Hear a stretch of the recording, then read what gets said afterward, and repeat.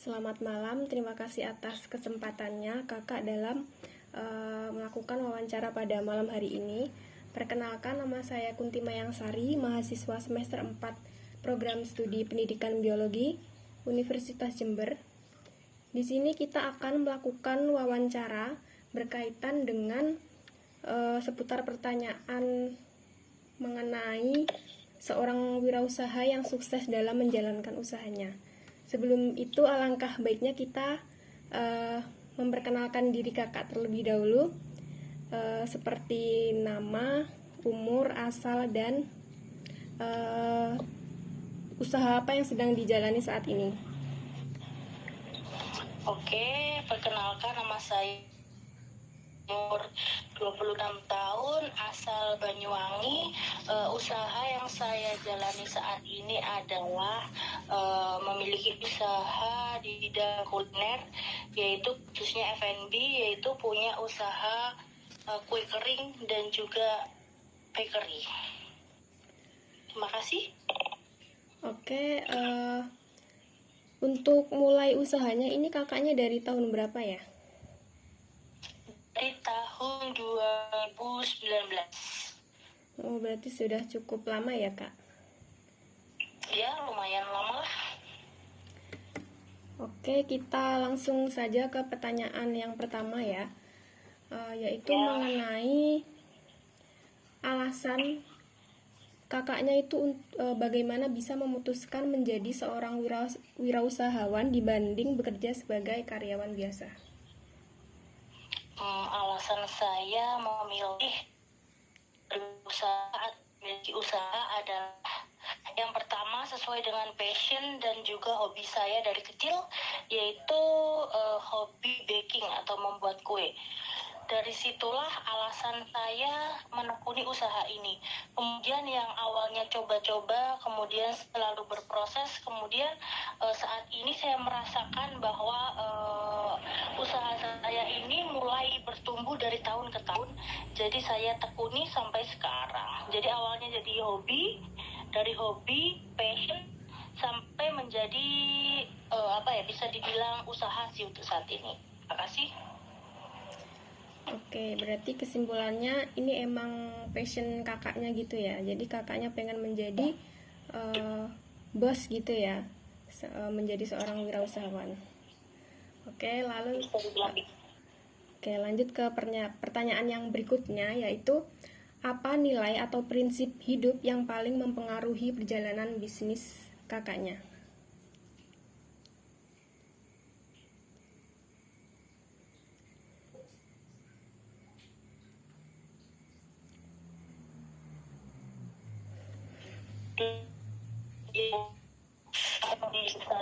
Ramah tekunan dan konsisten, apapun hasilnya harus konsisten terus berjalan. Yang ketiga, sudah bisa diulangi, Kak? Oke, saya ulang lagi. Jadi nilai dan prinsip yang mempengaruhi: satu, memiliki ketekunan yang pertama. Yang kedua adalah konsisten. Gagal maupun berhasil harus selalu konsisten. Kemudian punya rasa disiplin dan tentunya juga tanggung jawab. Sudah? Oke, berarti prinsip atau moto hidup yang kakak punya saat ini ada 4, yaitu ketekunan, konsisten, disiplin, dan juga tanggung jawab ya, Kak. Oke. Ya, tadi. Pertanyaan yang selanjutnya yaitu apa yang membuat Anda tetap bertahan ketika usaha sedang mengalami kesulitan?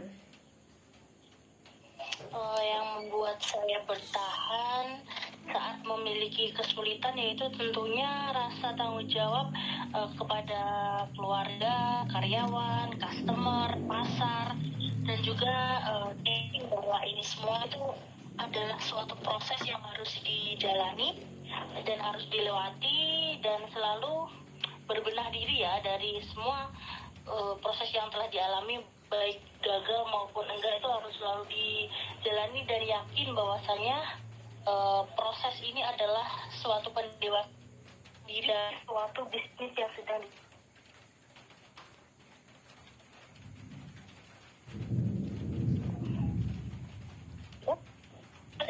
saya ingin menambahi bahwasanya harus selalu menampung kritik dan saran dari sekitar atau orang-orang. Oke, berarti harus tetap mau berbenah diri ya untuk menuju ya sesuatu yang lebih baik. Ya, benar sekali. Nah, lalu risiko terbesar apa yang pernah Anda ambil dalam melakukan bisnis ini?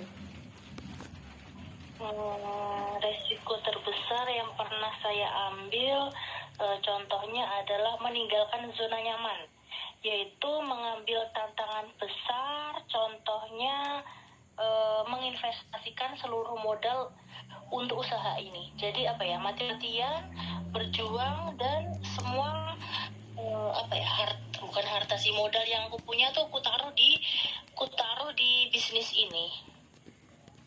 Oke, berarti terkait modal dan keluar dari zona nyaman ya untuk menjalani bisnis ini. Ya. Lalu apa kakaknya itu pernah merasa takut gagal ketika dulu memulai usaha? Nah, kalau pernah, bagaimana cara mengatasi hal tersebut? Kalau merasa gagal dalam berbisnis itu pasti pernah ya, tapi balik lagi pada mindset kita bahwasanya kita tuh harus siap menyikapi ketika gagal dalam berbisnis. Jadi bagaimana caranya? Yaitu yang pertama, strategi berbisnis. Berarti strategi bisnis kita di awal itu pernah itu dengan strategi berbisnis. Yang kedua, merencanakan plan B. Kalau plan A itu tidak sesuai atau tidak berjalan dengan semestinya, kita harus mempunyai plan B. Yang ketiga harus tetap fokus. Yang keempat harus ikhtiar. Itu selain berusaha, kita juga harus berdoa. Karena ketika gagal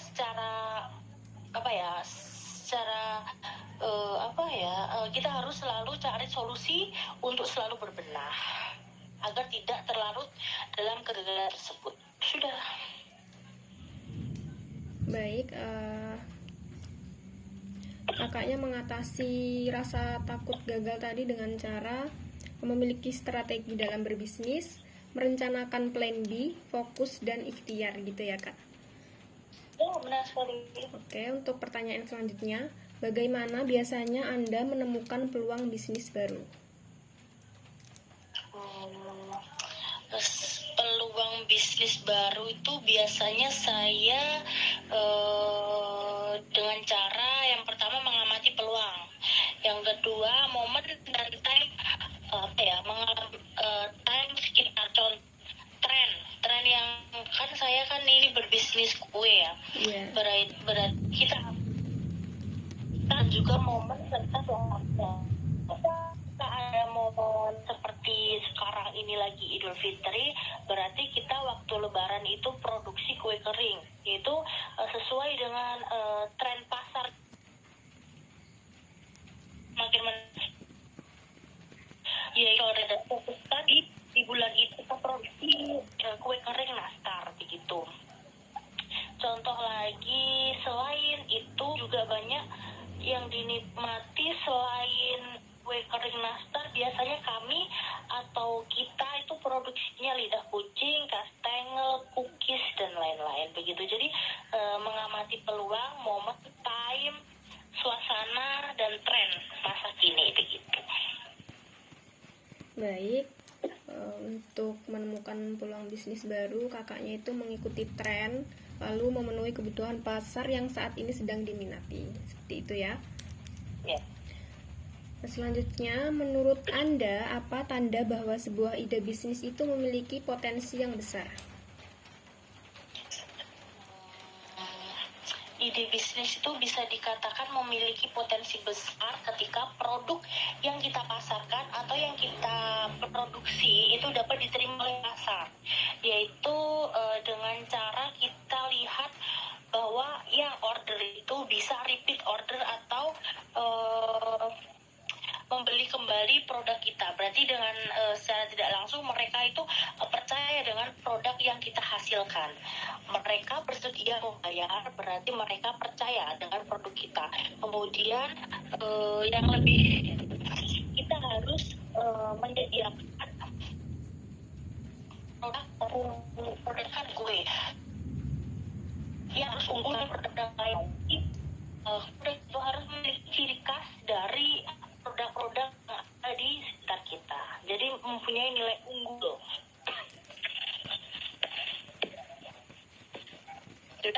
Sudah cukup. Jadi terkait dengan orang itu mau ya untuk membeli produk kita kembali karena memiliki nilai yang unggul. Nah, selanjutnya, apa kegagalan terbesar yang pernah Anda alami dalam berbisnis?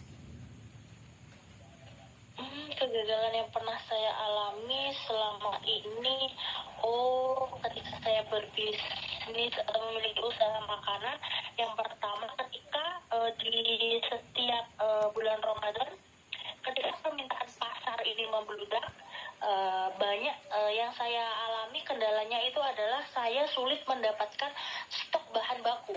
Jadi kegagalan lainnya adalah saya tidak bisa memenuhi semua pesanan sesuai dengan deadline itu. Kemudian ada lagi ketika sedang mengadon atau meracik suatu adonan itu, ketika tidak fokus, lupa ataupun salah takaran. Jadi kan karena kita produksinya banyak, karena salah takaran itu jadi kuenya tuh tidak jadi sesuai dengan keinginan kita, jadi tidak layak jual. Itu kan mengakibatkan rugi. Jadi ada dua, kesimpulannya ada dua. Yang pertama adalah sulit mendapatkan bahan baku, yang kedua adalah salah resep atau salah mengadon. Itu kegagalan yang pernah saya alami, dua itu. Oke, dapat dipahami. Kita lanjut ke pertanyaan yang selanjutnya, yaitu apa pelajaran paling berharga yang Anda dapat dari kegagalan yang terjadi?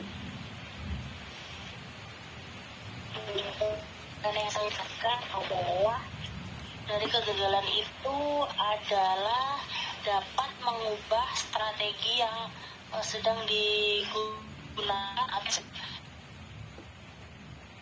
kita gunakan, kemudian antara menyerah, selalu berusaha memperbaiki diri, kemudian menerima kritik dan saran dari sekitar. Kemudian karena dari kegagalan dan pengalaman itu kita bisa belajar lebih banyak lagi ya dalam menangani problem atau masalah. Karena dari kegagalan itu kita bisa terus belajar dan terus bertumbuh agar bisnis kita di kedepannya itu tidak mengalami kegagalan. Oke, baik, dapat dipahami untuk pelajaran-pelajaran yang kakaknya dapat dari suatu kegagalan. Selanjutnya, bagaimana cara Anda bangkit kembali setelah mengalami kerugian atau kegagalan? Cara saya bangkit dalam mengalami kegagalan yaitu adalah dengan mengingat atau fokus pada tujuan pertama. Tujuan pertama saya adalah dengan sungguh-sungguh membangun usaha ini. Jadi saya harus konsisten terus agar dapat bertumbuh dan menjadi bisnis saya semakin besar. Kemudian saya juga harus fokus pada tujuan utama saya, yaitu mengingat tanggung jawab saya itu kepada keluarga, karyawan, pasar. Kalau saya tidak bangkit dan berlarut dalam kegagalan, maka mereka juga yang akan kena dampaknya, seperti karyawan. Saya ingat pada tujuan awal saya membangun bisnis ini. Baik, cara bangkitnya itu yang pertama ada fokus kepada tujuan awal dan rasa tanggung jawab terhadap diri sendiri dan karyawan. Seperti itu ya, Kak? Ya. Kita lanjut saja ke pertanyaan berikutnya, yaitu menurut Anda apakah kegagalan merupakan bagian penting dari proses menjadi pengusaha? Menurut saya kegagalan adalah proses yang sangat penting ya dalam berbisnis. Dari kegagalan kita tuh bisa belajar dari pengalaman yang dapat kita kita ambil dari kegagalan itu. Jadi di masa depan kita tidak akan mengalami kegagalan itu lagi. Kita harus belajar dan terus berbenah diri bahwasanya kegagalan itu tidak boleh terus berulang di tahun-tahun selanjutnya. Jadi kesimpulannya kegagalan itu adalah sarana kita untuk belajar. Makasih. Baik, dapat dipahami. Untuk yang selanjutnya, bagaimana Anda menjaga mental agar tidak menyerah ketika usaha sedang sulit? Cara menjaga mental saya adalah dengan cara apa ya? Yaitu dengan selalu ingat tujuan awal itu, karena bisnis saya ini tidak menyangkut individu saya sendiri ya, tapi melibatkan banyak pihak. Jadi untuk menjaga mental ini adalah dengan cara saya biasanya sharing kepada teman sama bisnis.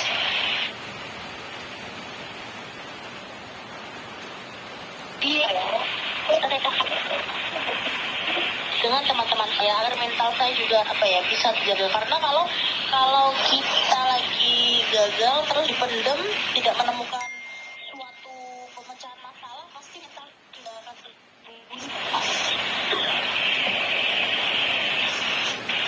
Baik, berarti cara agar bisnis tetap berjalan dengan baik itu kakaknya sharing ya kepada sesama pebisnis juga untuk menemukan jalan keluar.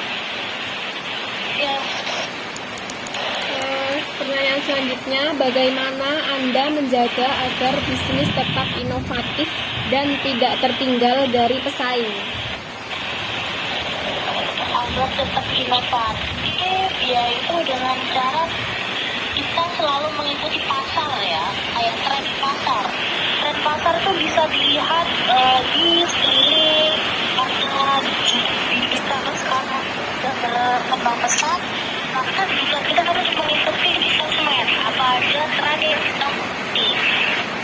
Kita bisa mengetahui bahwasanya produk kita itu tidak ketinggalan di zaman, karena setahun itu kayak tren itu selalu berkembang. Contohnya seperti produk pasar itu tiap tahun itu ada perkembangan, yaitu contohnya ada per tahun itu ada merek terbaru, ada varian nastar baru, yaitu ada nastar klasik, ada nastar lumer, ada nastar maju. Jadi kita harus selalu mengikuti perkembangan zaman itu. Baik, dapat dipahami. Caranya itu dengan mengikuti tren pasar, tidak ketinggalan zaman gitu ya intinya. Ya. Pertanyaan selanjutnya, dari mana biasanya kakaknya itu mendapatkan ide atau inovasi produk atau layanan? Inovasi produk itu saya dapatkan biasanya ketika saya survei. Jadi saya itu kan bukan jalan-jalan. Setiap saya ke mall ataupun kemana pasti ada tren baru. Nah, dari tren baru itu saya amati, saya teliti, saya pelajari melalui internet ataupun gadget di sosial media atau di mana tuh banyak kita riset tentang apa yang membuat saya penasaran. Jadi saya cari tahu, saya lihat secara makalah, kemudian saya pelajari lewat TV. Baik, dapat dipahami.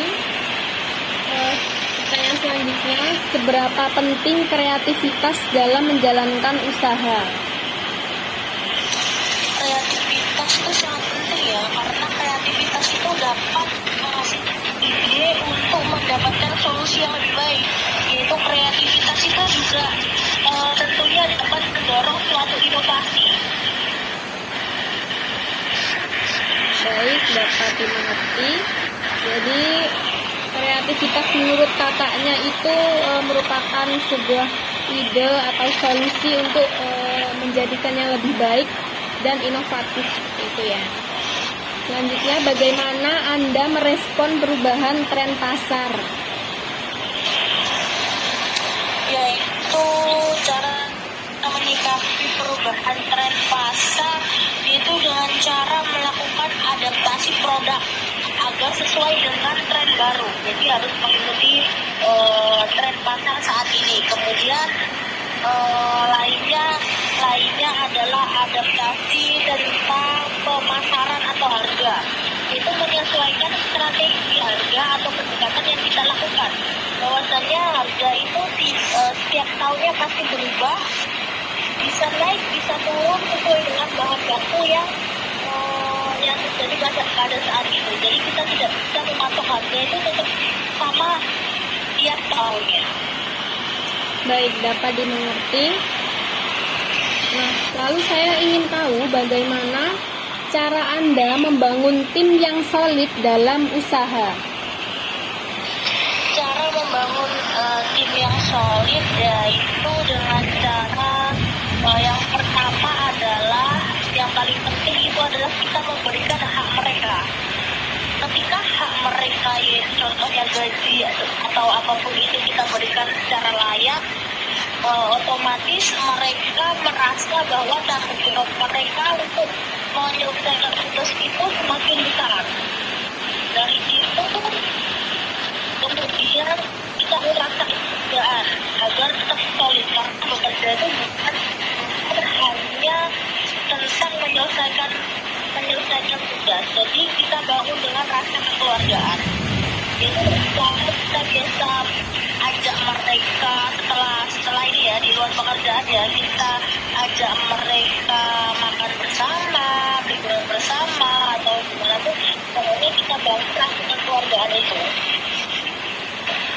Berarti cara kakaknya membangun tim yang solid itu dengan memberikan hak dengan layak dan juga mempererat hubungan antar tim seperti itu ya Kak? Iya. Baik, kita langsung ke pertanyaan yang terakhir. Jadi apa kebiasaan atau rutinitas yang membantu Anda berkembang sebagai pengusaha?